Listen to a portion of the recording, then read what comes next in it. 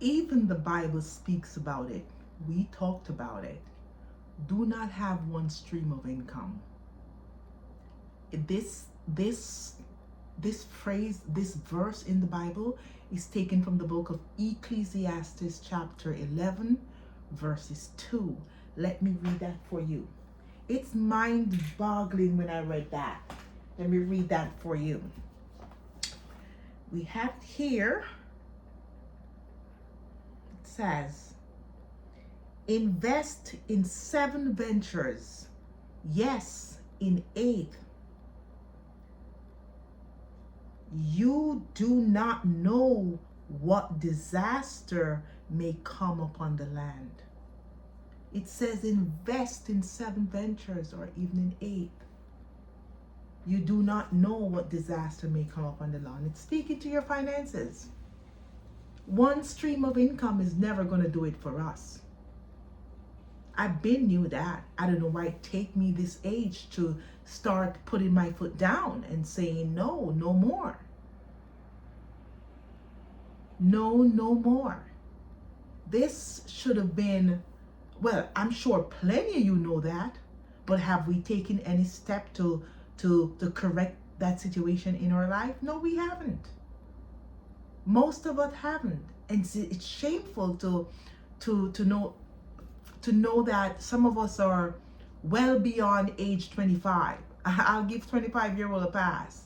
Once you get to 30 and we start overlooking those things without making any kind of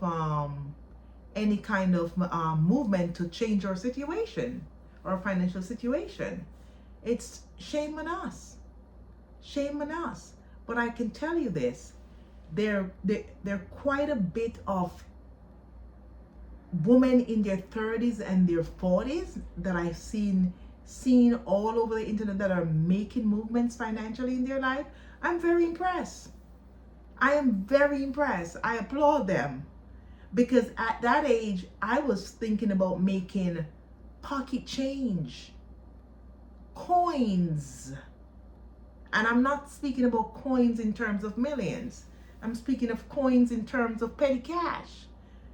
You know, and at that age, that's all I was thinking. How can I buy myself the next designer shoes, the next designer bag? And now I look at them and it's like, it's sad.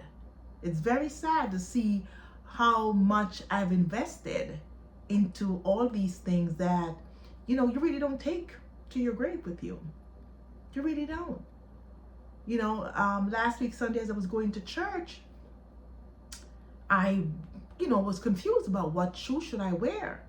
And I'm looking at these, I think I have about 14 pairs of Christian Louboutin. Like, what?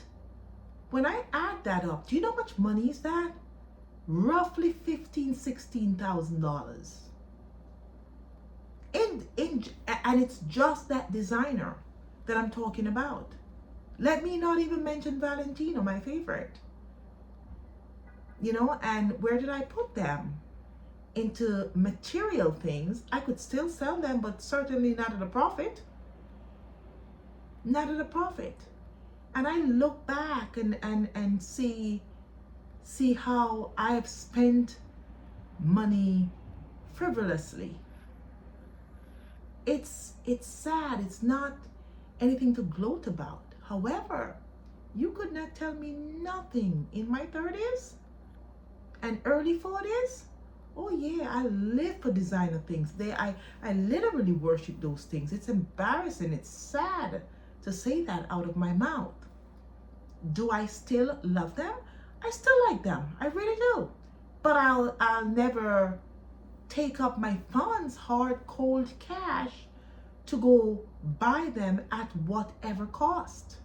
They'll still be bought, but it's not until I can pay for it 10 times over before I make a purchase from them. Absolutely. Absolutely. It's embarrassing. And I still wear them, and it's all I have. I don't recall having a pair of this shoe that is not designer. And I still don't have any. They're all designer. But I am very mindful now of how I spend my money. Those funds, do you know what I could have done with about $18,000 worth of costing shoes if I had invested that?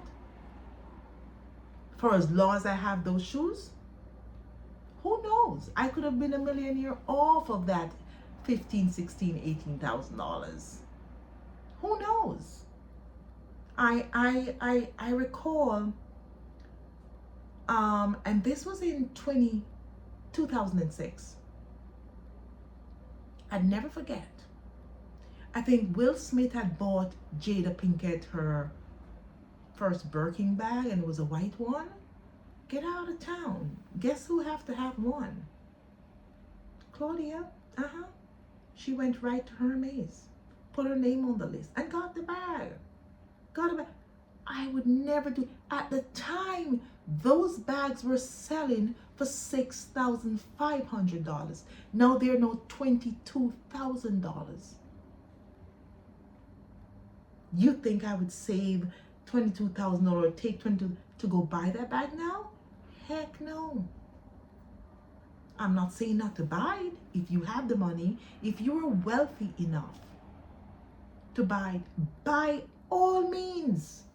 I would have purchased it over a low designer bag any day, because they're very good bags and they carry its value. But what I'm saying is that you're not going to take your hard cold cash to buy those things that you really can't afford. Not because you're able to come up with the money to, it doesn't mean that you can afford it. Where did you scrape all those funds from? Those are the nonsense that I've stopped doing. And for those people who are much younger, in their 20s and their 30s, are doing it, you know what? I am not throwing shade at you at all, because I was there and I did it just like you. It's just that if you could take an older person's advice, is just to not do that. Because when you get to our age and stage, or when you get to the age of being in your 40s, you're going to realize that it was a big mistake, just like I did. Just like I did. Dresses in my closet from one of my favorite designer in London. Soul Lace London. Like, yeah, I love it. I still have dresses with tags on it. 700 pounds. What? I would, no, I'm not living my life like that anymore. That's why I'm so happy and free when I can come on here without makeup, without wigs, I'm so free. Like I feel liberated from these things. But let's use those money that we would have spent on designer stuff to invest. Again, the Bible speaks about you need to invest in more, at least 7 to 8 streams of income. Ecclesiastes chapter 11 and 2. That's what it is saying. Okay? Don't be like Auntie Claudia, who used to be a baller back then. Still am. But I've slowed down. I'm not using my mortgage money to go buy the newest pair of Valentino that I want so bad. I attempted 2 weeks ago. Should I buy? No. I forcefully said, no, you're not doing this. You don't have the money. Period. So I just want to bring this message to you to encourage you to invest and think of having more than 1, 2, 3, 4, 5, 6, 7 income streams, and possibly 8. Again, I'm Claudia.